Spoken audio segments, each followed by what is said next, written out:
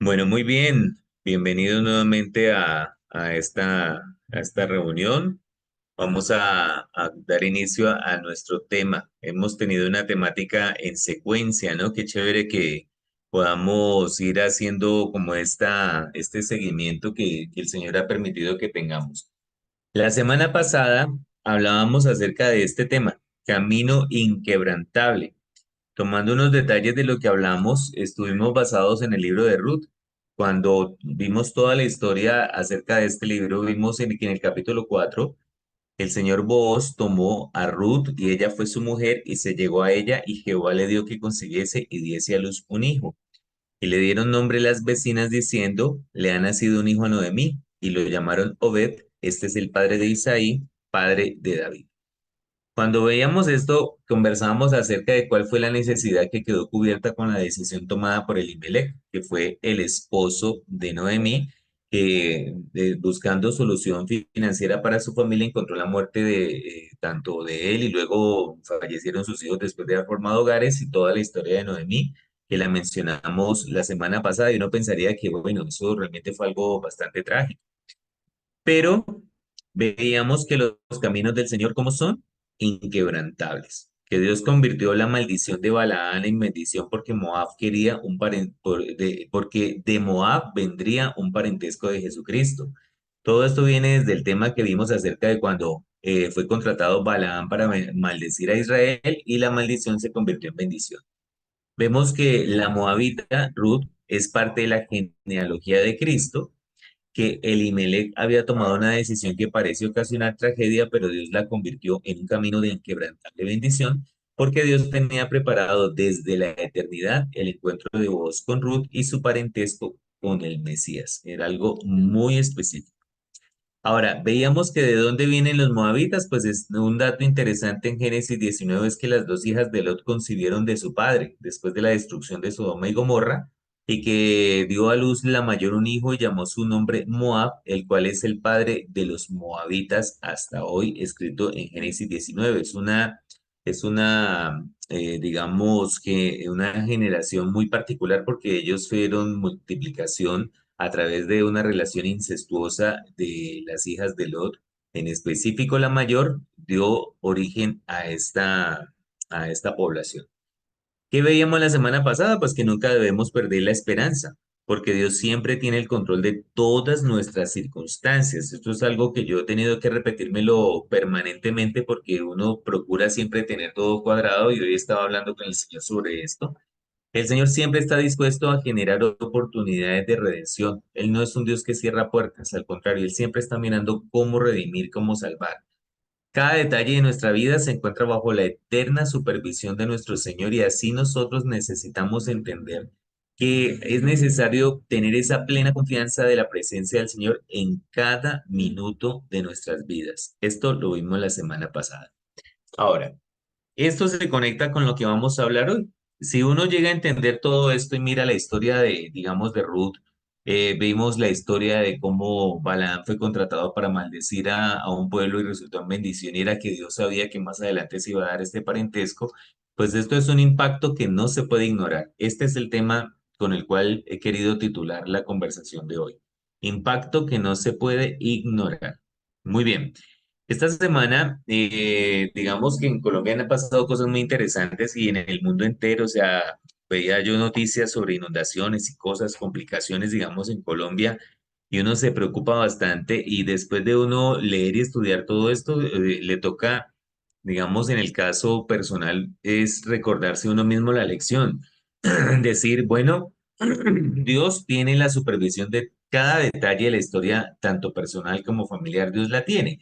Y hablaba con uno de mis hijos y tenía que recordarme yo mismo esto. Hoy vamos a hablar desde el Evangelio de Mateo acerca de la genealogía de Jesucristo. Y vamos a leer en el capítulo 1 unos versículos. Y cuando yo empecé mi vida cristiana, cuando yo leía la Biblia, yo decía, ¿para qué meterán esas genealogías tan hartas? Era una de las cosas que yo me preguntaba cuando empecé mi vida cristiana. Yo decía, ¿y eso para qué? O sea, como que, ¿de qué tal? Me sentía como yendo a la notaría, más o menos. Pero resulta que con el tiempo uno se va dando cuenta que definitivamente, si está en la Biblia, es por algo. Dice la palabra, libro de la genealogía de Jesucristo, hijo de David, hijo de Abraham. Abraham engendró a Isaac, Isaac a Jacob, y Jacob a Judá y sus hermanos. Judá engendró de Tamar a Fares y Sara, Fares a Esrón, y Esrón a Aram. Aram engendró a Aminadab a Naasón, y Naasón a Salmón. De aquí de pronto podemos hablar un poquito de Judá y Tamar, que fue una relación bastante particular, de la cual no entro en detalle hoy, pero sí fue una, si usted quiere investigar qué pasó entre Judá y Tamar, es algo bien interesante en el Antiguo Testamento de cómo se dio esta generación entre Judá y Tamar. Continúa el Evangelio de Mateo en el versículo 5 diciendo que Salmón engendró a Rahab, miren esto, engendró de Rahab a Booz, Booz engendró de Ruth a Obed y Obed a Isaí. Isaí engendró a David, al rey David. El rey David engendró a Salomón, de la que fue mujer de Urías. Salomón engendró a Roboán, Roboán a Abías y Abías a Asa. Muy bien, y aquí empieza algo interesantísimo en esta genealogía. Vemos a este personaje. Vos lo mencionamos en la semana pasada o no? Claro que sí. Ahora, vos es hijo de Rahab. Miren allí en la pantalla. Cuando usted se va al Antiguo Testamento, Rahab es una mujer que ejercía una profesión muy antigua en la historia de la humanidad. Ella era prostituta, pero cuando ella encuentra toda la historia del Dios de los hebreos, él dice a ellos, mire, yo soy que el Dios de ustedes es poderoso, por favor, al menos salven a mi familia. Cuando ellos estaban dando las 7 vueltas a los muros, ¿sí? Entonces esta dama se restablece en dignidad y entonces llega a ocupar un lugar en la genealogía de Jesucristo y resulta que, además de que se restablece, es la mamá de Booz. ¿Quién es Booz? Pues el que se casa con Ruth más adelante. Entonces vemos que Booz engendra, mira, de Ruth a Obed y Obed a Isaí. ¿Quién es Isaí? Pues Isaí es el padre del rey David, pero entonces es algo muy interesante acá y es que todos estos detalles tan específicos de la palabra nos muestran a Dios generando oportunidades de todo tipo de perfiles. Isaí dice en el 6 engendró al rey David, el rey David engendró a Salomón. Recuerden ustedes que Isaí, siendo padre del rey David, cuando fueron a buscarlo para ungir al futuro rey, pues él no quería presentar a David. Acuérdense de esto. O sea, él presentó a todos los más espectaculares de sus hijos, pero David lo dejó por allá cuidando las ovejas hasta que por fin David fue expuesto y fue ungido por rey. Pero David engendra a Salomón, pero la Biblia dice específicamente de la que fue mujer de Urías. Entonces, aquí hay otro detalle interesante en esta genealogía. Vemos una mujer restaurada en dignidad, vemos a Booz, ¿cierto? Que restituye a Ruth, vemos a David engendrando a Salomón, pero Salomón es hijo de una mujer que le fue infiel a su primer esposo. No sé si ustedes se acuerdan de eso, ¿cierto? Este Salomón es el segundo hijo que David tiene con ella, porque el primero muere. Entonces son perfiles muy interesantes, es decir, son detalles que uno dice, ah, caramba, pero es que en esta genealogía, pues no sé quién sacaría pecho leyendo todos sus ancestros de esta manera, ¿cierto? Pero Jesucristo ahí está todo esto detallado. Dice que Salomón engendró a Roboán, Roboán a Abías y Abías a Asa. Entonces, estos detalles aquí son muy interesantes en una genealogía. Continúa la genealogía diciendo que Asa engendró a Josafat, Josafat a Jorán, Jorán a Usías, Usías engendró a Jotán, Jotán a Acaz y Acaz a Ezequías. Este Ezequías es un rey que probablemente fueron a decir, mira, aliste todo porque usted se va a morir. Dijo, ay, no, no, Dios, acuérdese que yo hice esto, aquello y lo otro, y entonces le dan un tiempito más, y ese tiempito más de este rey le sirve para engendrar a Manasés. Manasés es de los reinados de Israel más trágicos de la historia. ¿De acuerdo? Entonces, Ezequías engendra a Manasés, Manasés a Amón, Amón a Josías, Josías engendró a Jeconías y a sus hermanos en el tiempo de la deportación de Babilonia. Y miren ustedes que aquí, por ejemplo, uno podría pensar con el tiempo que hasta una ocasión yo daba un tema sobre Ezequías de que pidió sanidad y esa sanidad le sirvió para engendrar a Manasés, pero entonces después uno se da cuenta, bueno, y si no se hubiera engendrado Manasés, ¿qué? Porque Manasés fue de los peores reinados de Israel, idolatría, y duró muchos años, fue muy duradero este reinado, hizo lo malo ante los ojos del Señor. Pero dice la Biblia que después de la deportación de Babilonia, Jeconías engendró a Salatiel, Salatiel a Zorobabel, Zorobabel engendró a Abiud, Abiud a Eliaquín, Eliaquín a Azor, Azor engendró a Sadoc, Sadoc a Akin, Akin a Eliud, Eliud engendró a Eleazar, Eleazar a Matán, Matán a Jacob, y Jacob engendró a José, marido de María, de la cual nació Jesús, llamado el Cristo. Entonces, esto aquí nos trae a este maravilloso punto de la historia. La semana pasada veíamos que durante el tiempo que cogieron las semillas de cebada, las sembraron, cultivaron la tierra, se abonaron y estuvieron cuidando el cultivo, entonces resulta que estaba por allá Noemí quedando viuda, las nueras quedando viudas, empezando a empacar trasteo, a viajar de cantidad de días y meses. Entonces, como que durante el periodo del crecimiento del cultivo de cebada estaban ellas viajando y justo cuando ya iba a hacer las espigas, que en este momento se está recordando esta etapa de la historia en Israel, justo cuando iban a hacer, en esta semana, entonces, justo en ese momento viene esta muchacha Rudy y le dice a la suegra, mira, yo creo que yo voy a ir a recoger espigas, ojalá que alguien me dé permiso. Y entonces, y ella tenía duda porque pues era una moabita. Y entonces, en ese momento se encuentra con vos. Y miren la historia cómo se cruza. Y miren ustedes que, por ejemplo, si Ezequías entonces si hubiera muerto, entonces ¿qué hubiera pasado? Dios inventa otra manera porque él completa la historia a la perfección. Pero uno dice, y Ezequías pide sanidad, y mire este Ezequías, qué maravilla esa sanidad le sirvió para engendrar a este personaje Manasés. Pero fíjate que toda la línea se dio porque el hijo de El Salvador tenía que venir de la línea de David. Pero la Biblia menciona a José, marido de María. Ojo con esto, marido de María, porque sabemos que María era prima de Elizabeth. Elizabeth es la mamá de Juan el Bautista. Y ella y el esposo eran de la tribu de Leví, eran levitas. Entonces María tenía parentesco levita, por lo cual ella tenía que formar parte de la tribu de Leví. Y José, por descendencia del rey David. Ahí se cumple entonces toda la parte de descendencia de Jesucristo como sacerdote, como profeta y obviamente como rey, lo sabemos. Entonces, estos detalles en la Biblia son muy interesantes porque cuando uno ya le encuentra el gusto y el misterio de las genealogías de la Biblia, uno se dedica a investigar. Si usted se pone a investigar, cada uno de estos personajes va a encontrar unas maravillas espectaculares de cómo Dios supervisa cada minuto de la historia, cada minuto de la historia. Entonces, ¿se acuerdan la semana pasada decíamos Jesucristo mirando su álbum familiar y decir, ay, miren mi abuelita la que fue prostituta, ay, miren mi abuelita la que le fue infiel al marido, ay, mire, sí, o sea, es eso lo que más o menos le pasaría a Jesucristo, ¿sí? Es eso, lo que de pronto uno muchas veces no hace con su realidad ni personal. A veces uno va delante de Dios y uno es Dios, ay, mírame, Dios tan bueno, ¿y tú por qué no me has concedido mis peticiones? ¿Sí? Pero entonces aquí con esta genealogía nos encontramos que Jesucristo viene de una manera impresionante demostrando cómo Dios establece toda la historia con un impacto que no se puede ignorar cada momento. Entonces, creo que cuando uno mira esto de plano, uno tendría que estar considerando que nada en la vida debería perturbarlo a uno, nada debería de entristecerme, nada debería de inquietarme, porque Dios tiene el control, ¿sí?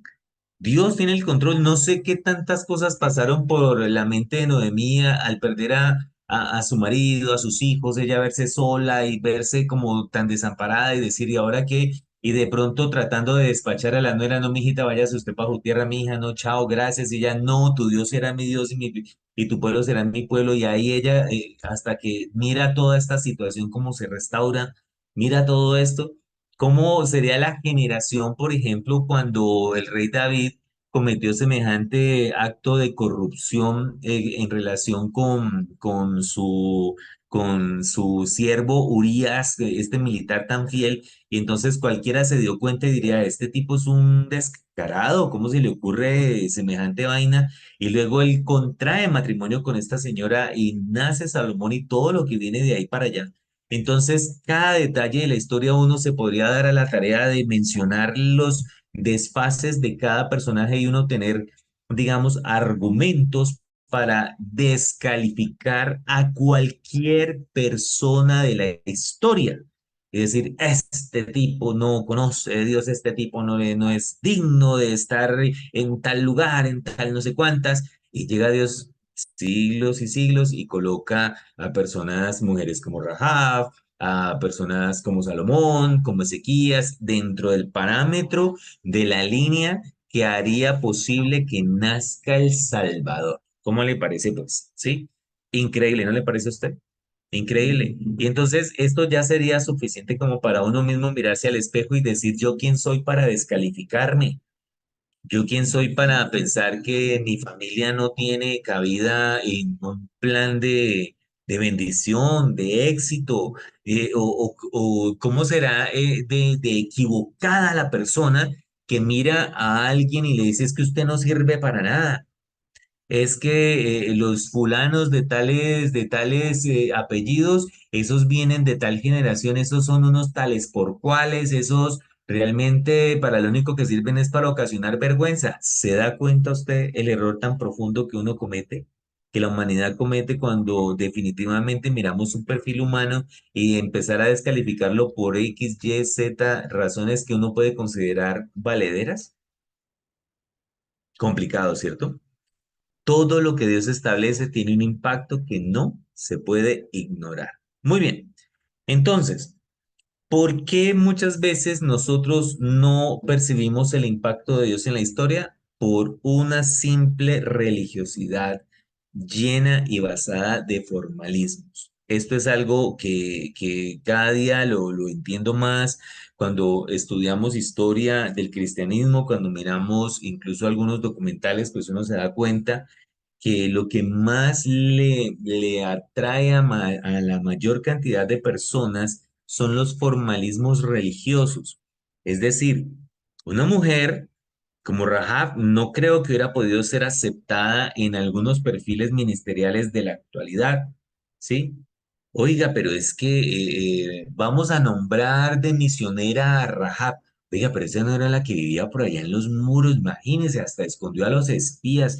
Uy, no, yo creo que esa muchachita más bien como que, no sé, ¿usted la pondría a dirigir una iglesia? ¿Quién sabe? ¿Sí?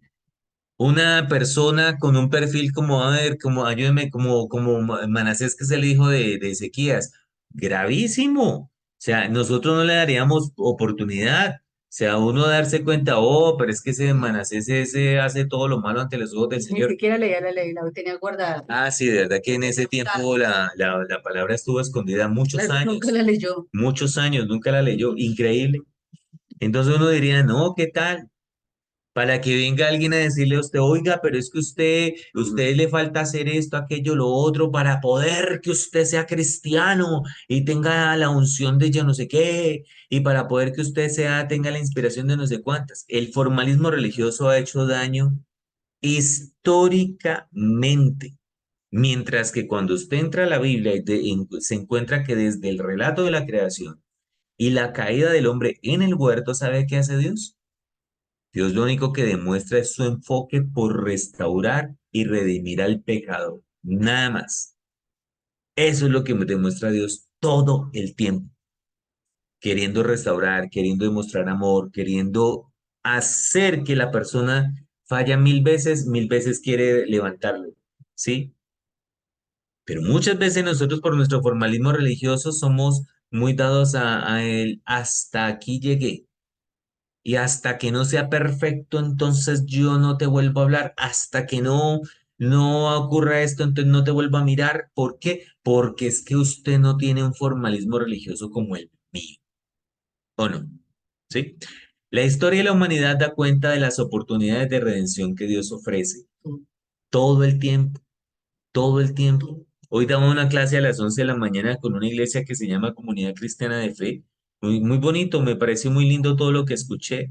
Y entonces consideraba yo que definitivamente lo que Dios quiere todo el tiempo es restaurar, restituir. Pero me he confrontado incluso hasta con mis hijos, ¿no? Yo digo, caramba, de verdad, cómo Dios le tumba a uno todos sus esquemas. Todos, todos, todos, todos de una manera especial, porque lo que Dios quiere es que uno salga de ese formalismo religioso en el cual vivimos tan contentos la mayoría. ¿Ya? Entonces, si estamos en un formalismo religioso, ay no, bienvenido a nuestro formalismo, nos encanta que estés con nosotros, que hables como nosotros, que cantes como nosotros, que cierres los ojos como nosotros los cerramos, que abras las manos como nosotros las abrimos, nos encanta, bienvenido. Tú si estás ungido, tú si estás, sí, pero cuando lo que uno va a la Biblia, yo veo es un Dios que lo que hace es dar oportunidades rarísimas. Te lo digo porque una vez yo di un tema completo de sequías. Y cuando yo lo evaluaba, yo decía, ay, hola, pero como que uno después de escuchar este tema, más bien cuando se enferma, uno quisiera decirle a Dios, más bien yo, llévame de una vez, no vaya y sea que me enferme y le embarre. Y resulta que no, No, Dios quiere que le embarrara, no. sabía. Dios necesitaba que Israel se diera cuenta que la Biblia podía estar 90 años oculta y en ese momento era la ley de Dios y ni así se dejaba de cumplir. ¿Ya? Increíble. ¿Qué tanto estamos dispuestos a ofrecer el mismo tipo de oportunidad? ¿Qué tanto? Ahí es donde empieza la pregunta de hoy. Porque esta semana eso me lo decía el Señor. Oiga, hermano, qué cantaleta, me lo dijo Dios, ¿no? Y entonces estaba dispuesto o no a ofrecer oportunidad. Y entonces yo se me constriñó el espíritu, ¿no? Entonces yo decía, ahí sí es cierto. O sea, cuando tenemos un perfil como el mío que nos encanta la norma, el ABC, y entonces la B va después de la A, la C después de la B, y entonces disfrutamos mucho los procesos así. Y como ustedes, los que me conocen de tiempo, saben que he compartido que entonces Dios un día me dice, no, hoy empecemos con la M. Entonces le digo yo, ay, no, Dios, venga, las cosas no son así, Dios, venga, yo le digo cómo es que se hacen las cosas, ¿cierto? Entonces, es la pregunta, ¿qué tanto estamos dispuestos a ofrecer el mismo tipo de oportunidad? Porque cuando es para uno, sí, sí, Señor, ayúdame, tal cosa, pero cuando es para alguien como Ezequías o Manasés, entonces uno, no, es que ese es un tal por cual. ¿Somos conscientes de las oportunidades que Dios nos ofrece? Esa es la otra. Probablemente sí, probablemente uno sí sabe que Dios ha restaurado, ha restituido en cosas muy evidentes, ¿no? Entonces, de pronto uno conoce cómo fue su pasado antes de ser cristiano, cómo ha sido Dios restaurándolo uno de sus embarradas, claro que sí. Y entonces uno dice, gracias Dios, sí, claro que sí. Pero y esas oportunidades que Dios da cuando abrimos los ojos nuevamente por la mañana, después de haber pasado, digamos, una noche, tal vez medianoche, con pensamientos inicuos, con, digamos, malos deseos o malas interpretaciones de las actitudes de otros Malvado, o insultando iracundo. personas o con iras. Entonces, y uno a veces ni siquiera le dice a Dios, Dios, gracias porque hoy, mira, a pesar de que ayer critiqué a fulano, señalé a Perengano, a pesar de que estuve iracundo, tuve envidia, hoy otra vez me permites abrir los ojos. ¿Ya? Otra vez. ¿Sí? Entonces, somos conscientes, a veces no somos tan conscientes. ¿Por qué? Porque no, como estamos satisfechos con el formalismo religioso, ¿ya? Entonces, es que primero se pone una canción lenta, después se pone una canción movida. Las canciones lentas se cantan con ojos cerrados, las canciones movidas se cantan con ojos abiertos, es que, o no, ¿sí? Entonces, yo le digo a usted que muchas veces usted que está conectado virtualmente, usted nunca ha tenido el impulso de, en el momento de la alabanza cantar de pie, aplaudir, ¿no? Porque a veces puede pasar. Puede que sí, puede que no. Porque entonces usted dirá, ay, no, es que cuando uno está en grupo cantamos, aplaudimos, saltamos, ¿y por qué no lo hace allí? Si es que el tema no tiene que ver con espacio, no tiene que ver con grupo, tiene que ver es con que tú alabes al Señor. Pero ese no es el tema de hoy. No nos desviemos. Ok. Mateo 18 nos dice, y aquí vamos a abordar un proceso muy interesante. Esto forma parte de los estatutos de la mayoría de iglesias cristianas, ¿no? Mateo 18:15 dice que, por tanto, si tu hermano peca contra ti, ve y repréndele, estando tú y él solos. Si te oyere, has ganado a tu hermano. Mas si no te oyere, toma un contigo a uno o dos, para que en boca de dos o tres testigos conste toda palabra. Si no los oyere a ellos, dilo a la iglesia. Resalté esta palabra porque Jesucristo menciona esto y seguramente en traducciones habrá otra expresión. Pero aquí tomé esta expresión a la iglesia. Y si no oyere a la iglesia, tenle por gentil y publicano. De cierto os digo que todo lo que atéis en la tierra será atado en el cielo y todo lo que desatéis en la tierra será desatado en el cielo. Te digo que la mayoría de estatutos de muchas iglesias cristianas tienen este versículo, de hecho nuestra iglesia lo tiene, porque es el proceso de disciplina que se utiliza en muchas iglesias, ¿no? Entonces, A mí me llamó mucho la atención cómo, digamos, aún el Ministerio del Interior mandaba una observación y decía, muy bien que tengan esta base, pero por favor establezcan ciertos parámetros de principio de oportunidad y otras cosas. Me pareció increíble cómo lo terrenal da la apertura que Dios tiene desde el relato de la creación, ¿sí? Porque no muchas veces hay, bueno, no es que voy a hablar estando con él a solas, ¿cierto? Entonces, y de pronto no se reconcilian, entonces voy a tomar dos testigos y entonces ya ahora sí para que conste toda palabra, voy a llamar a fulano, sultano. A mí me ha tocado formar parte de ser testigo en algunas confrontaciones. No es nada chévere, se los digo. Y si no, entonces dilo a la iglesia. Oh, claro, es que tocó decirle a la iglesia. Entonces, de pronto, no sé, se va y se expone la persona porque les presento al nuevo gentil y publicano. Mira, esto lo estamos haciendo porque ya se le dijo en privado, ya se le dijo con dos testigos y nada. Entonces, aquí les presentamos al gentil y publicano, Uchi, ¿sí? Fuera. Vamos a ver Entonces, si cambia. ¿por qué lo hacemos? Porque todo lo que atemos en la tierra será atado en el cielo. Y todo lo que desatemos en la tierra será desatado en el cielo. ¿Lo dice la Biblia o no? Claro que lo dice. Claro que lo dice. Pero entonces, mirando yo toda esta historia y cómo el tema del Señor dar oportunidades, Jesucristo está hablando así en este momento tan específico porque ocurre algo interesante, ¿no?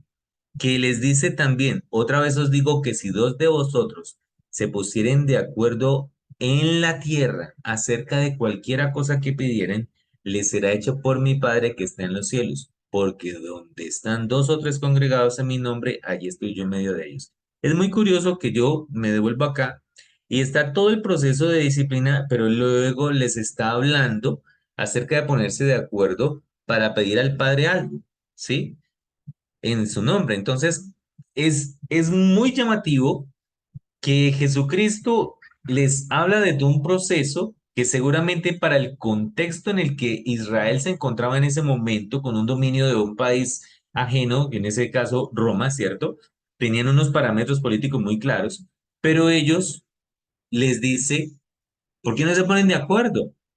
Porque si usted tiene un problema con alguien, entonces más bien primero no hace esto, ¿no? Ahora, es lo que yo estoy observando.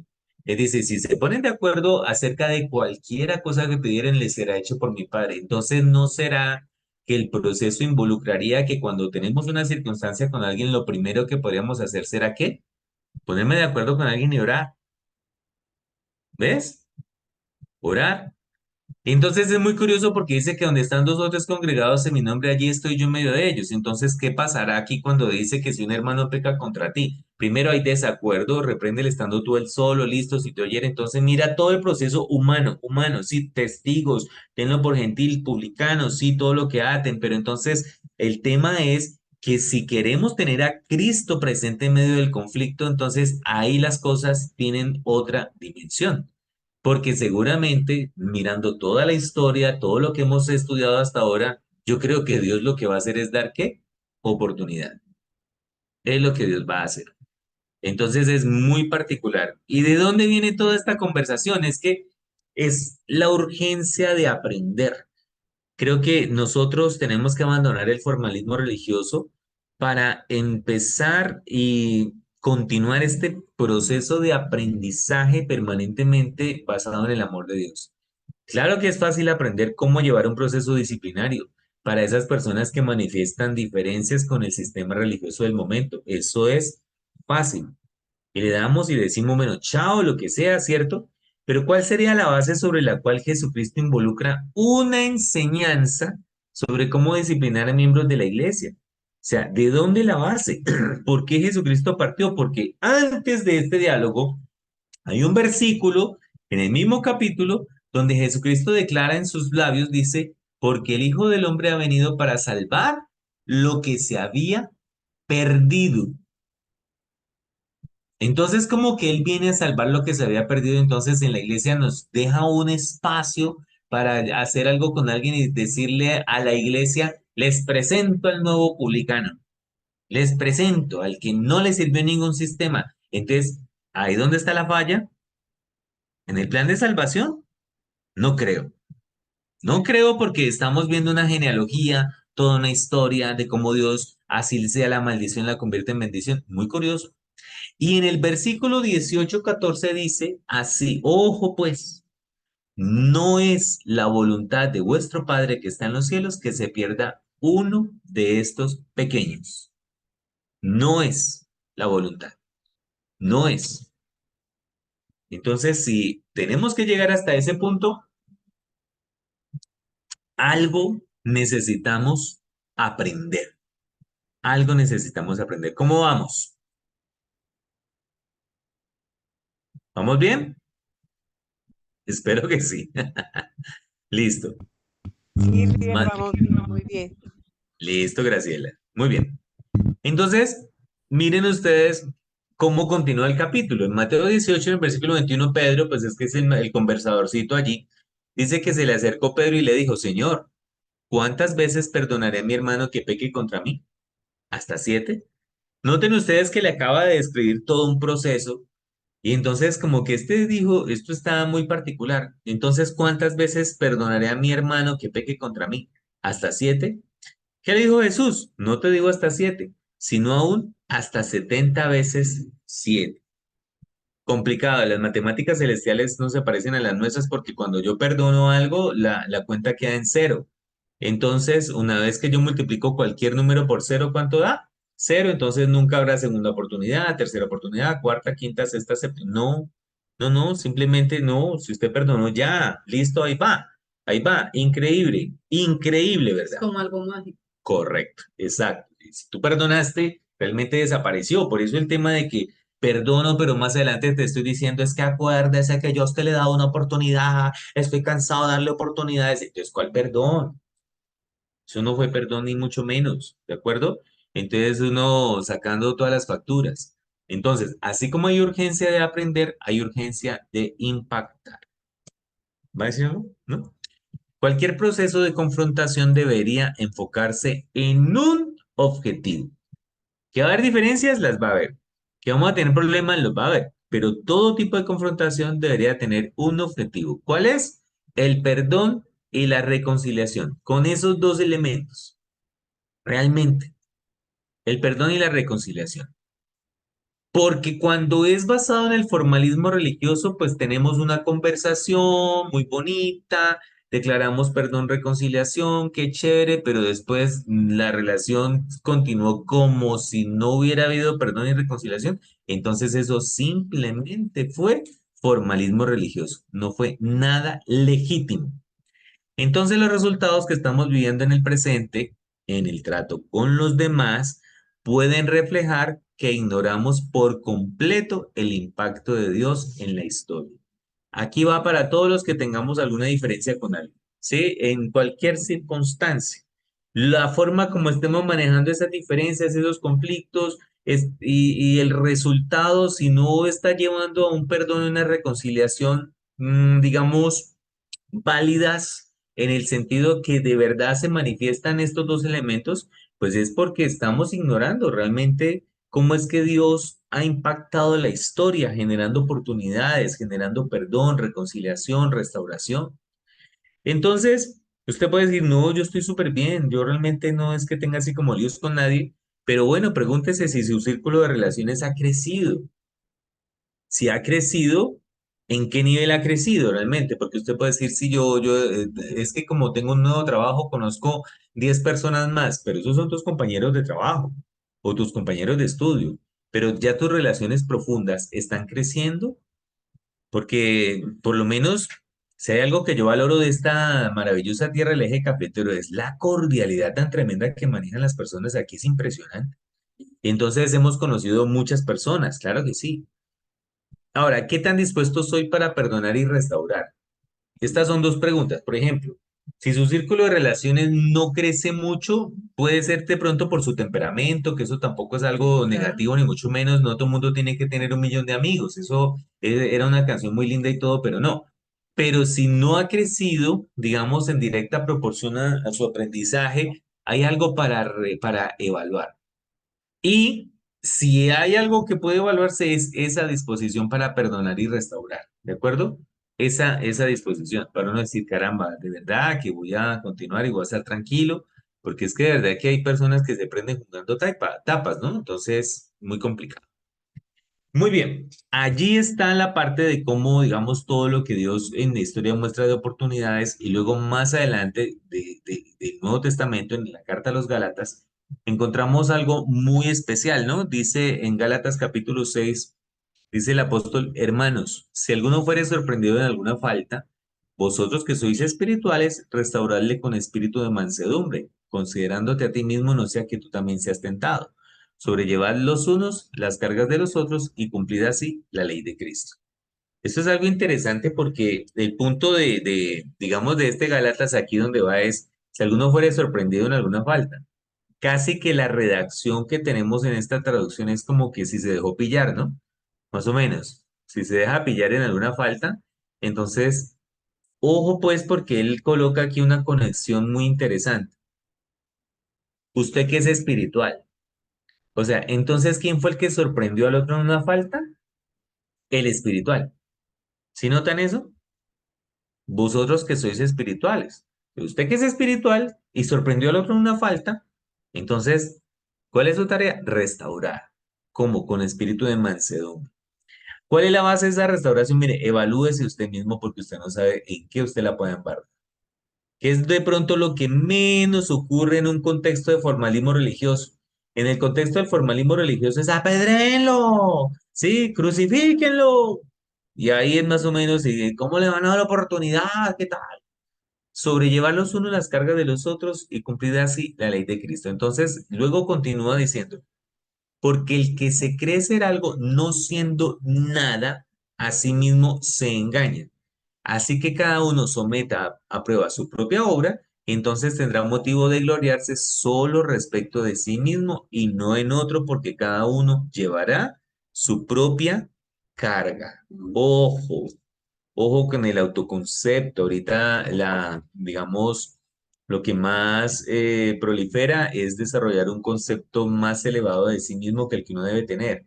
Es la nueva, digamos, metodología de pensamiento positivo y todas las personas en lo posible desarrollando conceptos de sí mismo mucho más elevados de los que se pueden tener. Eso no es bueno, pero tampoco es bueno tener un concepto más bajo. Eso también es un error, ¿sí? No hay que engañarse ni con concepto más alto ni con concepto más bajo. Pero lo que sí podemos hacer es someter nuestra propia obra a prueba. O sea, confróntate a ti mismo, confróntate. En la medida que tú diariamente tengas una evaluación delante de Dios, tengas un espacio íntimo en el que le digas al Señor, mira, Señor, primero de todo, tú no me debes nada. Yo creo que es una frase que también le podemos decir al Señor, tú a mí no me debes nada, realmente. Yo en cambio soy deudor de ti porque mira, tuve este pensamiento inicuo, envidié esto, insulté, me enojé, tiré, todo, y empiece a decírselo al Señor, dígaselo al Señor. Entonces ahí sí usted seguramente va a tener algo de qué gloriarse de sí mismo, de pronto de simplemente decir, ay Señor, perdóname.